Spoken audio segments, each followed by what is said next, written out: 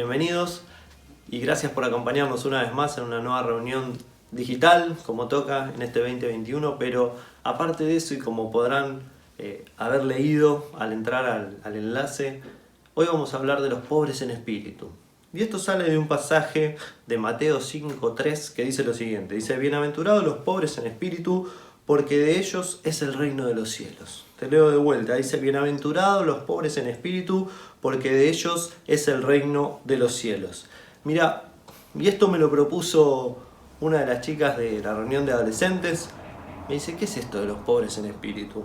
Y la verdad que es algo que también nos debemos llamar a entender o a mirar con detenimiento. ¿Qué es esto de ser pobres en espíritu, no? ¿Qué es esto de ser pobres, parece, no? Y hay una falsa creencia muchas veces de que los ricos no pueden tener una experiencia con Dios, o de que los ricos no pueden ser cristianos, o de que los ricos no pueden ser verdaderos creyentes espirituales. Y eso está errado, y quizás es una mala interpretación que algunos hacen o toman de un encuentro que tuvo Jesús con una persona que era tremendamente rica. Una persona que encima, aparte de ser rica, era joven, No es que estaba avanzada en su edad, sino una persona joven, pero de muy buen pasar económico. Y fíjate, lo primero que pasa en esto que leemos en Lucas 18, mira, lo primero que pasa con esta persona es que lo reconoce a Cristo como Dios, lo llama buen maestro bueno, y justamente él le hace una aclaración, pero bueno solo es Dios, y él no lo niega, o sea que lo reconoce como aquel enviado por Dios para traer las buenas nuevas, Pero aparte de esto, el Señor le nombra mandamientos y él le dice que los cumple, pero ¿sabes? Hay un mandamiento que no le nombra, pero él dice que los cumple todos. No le nombra el primer mandamiento y lo hace por una cuestión en especial, porque luego le va a pedir que venda todos sus bienes y lo dé a los pobres.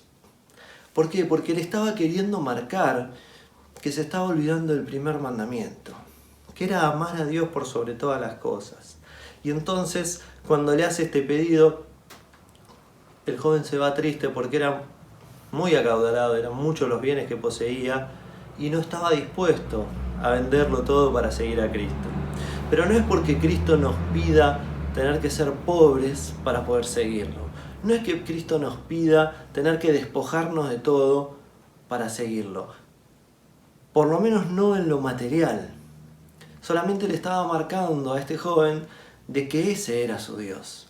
Ese era su valor principal, las riquezas, las posesiones, y no estaba dispuesto a cederlo en el orden que Dios quiere establecer para nuestra vida espiritual. Y eso le impedía llegar a tener una relación cercana con Dios, porque primeramente estaban sus bienes. Él cumplía todo lo demás, pero no podía darle el orden que se merecía o la prioridad que necesitaba Dios en su vida, porque los bienes ocupaban ese lugar. Y a veces nos es muy fácil marcar el dedo y decir, bueno, a mí no me pasa eso, pero quiero invitarte hoy a que vos puedas pensar qué es lo que está siendo tu razón principal de ser. ¿Qué es lo que no estás dispuesto a poner en las manos de Dios? Mira, hay diferentes historias que vamos a ver en la Biblia donde nos va a llamar la atención de qué es lo que está como prioridad en nuestras vidas.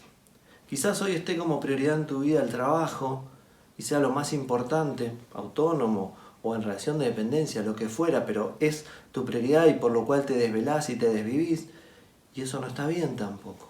Por eso existen los workaholics, como se dice ahora, tomando de los yanquis la palabra, pero los adictos al trabajo. Quizás en tu vida pasa como con Isaac, que tus hijos son tu prioridad y por quienes te desvivís, tus nietos, lo económico, quizás las deudas. Yo no sé cuál es el Dios que hay en tu vida, quizás estás sufriendo alguna adicción y eso es la prioridad en tu vida. Mirá, lo que le marcó a este joven es que no estaba dispuesto a cumplir el primer mandamiento. Él decía que cumplía todos, pero al decirle, entregá todos tus bienes a los pobres y seguime, tenía dos razones de ser. Una era demostrarle que no estaba cumpliendo todos los mandamientos como él pensaba. ¿Por qué? Porque no amaba a su Dios sobre todas las cosas. Amaba otras cosas antes que a Dios. Pero aparte, quiero decirte algo que Jesús no miente y que después termina aclarando, si bien dice que es muy difícil que un rico ingrese al reino de los cielos, ¿por qué? Porque tiene esa seguridad o autoseguridad o falsa seguridad de que sus riquezas le solucionan absolutamente todos los problemas. Justamente es la falsa seguridad de pensar que tiene solucionada la existencia eterna. Pero aparte de eso, de decirle esto para hacerle entender la necesidad que tenía de reorganizar o reordenar sus prioridades, él también termina diciendo que, lógicamente, al dar ese salto de fe, porque esto no es más ni es menos, y estamos hablando en términos espirituales, no es más que un salto de fe lo que le estaba pidiendo. ¿Por qué? Porque después termina haciendo la aclaración el Señor al final de este encuentro, diciendo de que aquel que esté dispuesto a seguirlo iba a recuperar todo aquello que había perdido por seguir a Cristo, y aún más se iba a encontrar con que iba a haber ganado la vida eterna, ganado el estar a los pies de Cristo, el estar en el cielo con el Padre. Así que fíjate, justamente una de estas cosas, lo que termina afirmando en el versículo 29 y 30, es esto. Pero con lo cual el Señor vuelve a reforzar de que no es un tema de ser rico o pobre económicamente o materialmente, sino que mucho más allá esto va a lo espiritual. Esto de la pobreza que vamos a ver hoy es en el término espiritual. Quizás también algunos malinterpretan o ven con ojos buenos el tema de la pobreza respecto de esta historia que cuenta el Señor, que no es una parábola, sino es una historia respecto de Lázaro, que era un mendigo, y el rico. No se lo nombra rico, pero estaba Lázaro y el rico, y ambos mueren con un poco de diferencia de tiempo, pero Lázaro, que había estado con su corazón puesto en el Señor, más allá de su pobreza y de que era un mendigo y que tenía llagas y que sufrió tanto en esta vida, pero siempre tuvo prioridad puesta en el Señor, es llevado al cielo, y cuando el rico es llevado al infierno porque confió en sus riquezas, confió en lo que él podía, autosuficiencia, cuando llega al Hades le pide que por favor que Lázaro vaya a hablarle a sus hermanos. Y acá quiero decirte algo muy claro, y es algo que dice Jesús y que hace un gran impacto, que hizo un gran impacto en mi vida. Le dijo: mirá, tuvieron a los profetas y no les creyeron. ¿Cómo pues le van a creer a uno que resucite de los muertos? Y esto te está hablando a vos y a mí, ¿sabes? No porque Lázaro fuera a hablarles, sino porque justamente Cristo es el que resucitó de los muertos. Y hoy es el día para creer y confiar en Él. Hoy es el día para entender de que debemos tener una vida espiritual con una prioridad importante, que es la de tener a Dios por centro, es la de tener a Dios por prioridad, en el centro de nuestra vida, pero como primordial en nuestra vida. Y por eso nos va a ir llevando a entender qué es esto de la pobreza espiritual, de entender, con este ejemplo también, que no es un tema económico, que no es un tema terrenal, es un tema que está en el plano espiritual, y que el Señor quiere que entendamos que necesitamos ser pobres espirituales para poder entender la necesidad que tenemos de Él.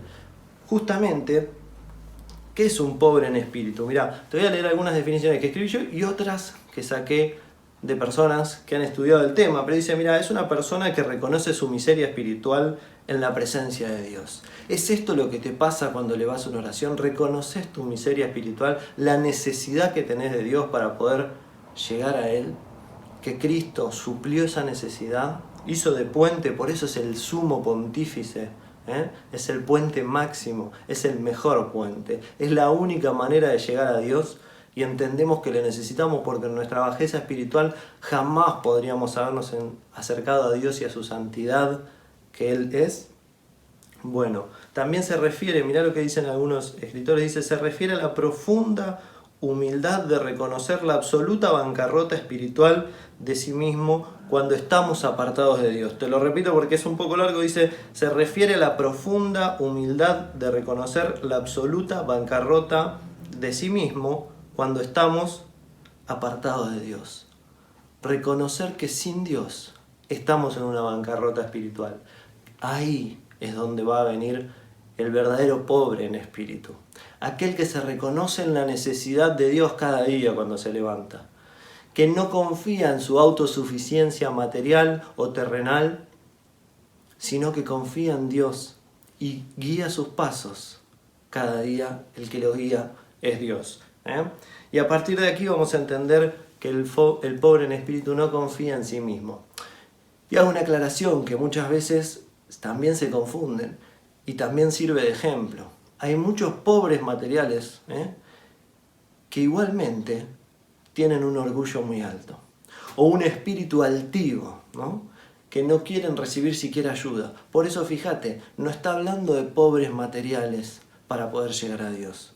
Está hablando de pobres espirituales, personas, hombres y mujeres que se reconocen en la necesidad de Dios para poder llegar a tener una vida plena, para poder llegar a tener una vida eterna, reconociendo a Cristo como su único y suficiente Salvador. Por eso contrasta con lo que el Espíritu nos dice en su palabra contra lo que dice el mundo. Confía en vos, cree en ti, vos podés, en vos está la fuerza, en vos podés superar cada obstáculo. Justamente un pobre en espíritu es el que dice, yo no voy a poder, pero confío en un Dios poderoso que me va a ayudar a pasar cada uno de los problemas, que me va a ayudar a salir de cada una de las adicciones, que me va a ayudar a salir de cada una de estas deudas que por errores hoy estoy metido. Me va a ayudar porque yo voy a poner mi parte material, la de trabajar, la de salir, pero voy a confiar en que Él va a ir abriendo todas las puertas necesarias. Voy a poner mi fe en Él. Por eso te vuelvo a repetir lo que hablábamos antes. Esto es un salto de fe. Lo que le pidió a este joven fue que diera el salto de fe de entender que en el Señor Él no falla, que Él no es deudor de nadie. Y cuando vendiera todos sus bienes y los siguiera, el Señor le iba a devolver todo y multiplicado. Por eso te pido que puedas estar atento a esto que el Señor nos llama. Y como final quería decirte que no termina solamente ahí, sino fíjate que aparte de decir bienaventurados los pobres en espíritu, porque de ellos es el reino de los cielos, nos termina dando algunas otras bienaventuranzas que sería lindo que compartamos antes de despedirnos. Bienaventurados los que lloran, porque ellos recibirán consolación. Bienaventurados los mansos, porque ellos heredarán la tierra. Bienaventurados los que tienen hambre y sed de justicia, porque ellos serán saciados. Bienaventurados los misericordiosos, porque ellos serán tratados con misericordia. Bienaventurados los de limpio corazón, porque ellos verán a Dios. Bienaventurados los pacificadores, porque ellos serán llamados hijos de Dios. Bienaventurados los que padecen persecución por causa de la justicia, porque de ellos es el reino de los cielos. Bienaventurados serán ustedes cuando por mi causa los insulten, persigan y mientan y digan contra ustedes toda clase de mal. Gócense, alégrense, porque en los cielos ya tienen ustedes un galardón, pues así persiguieron a los profetas que vinieron antes de ustedes.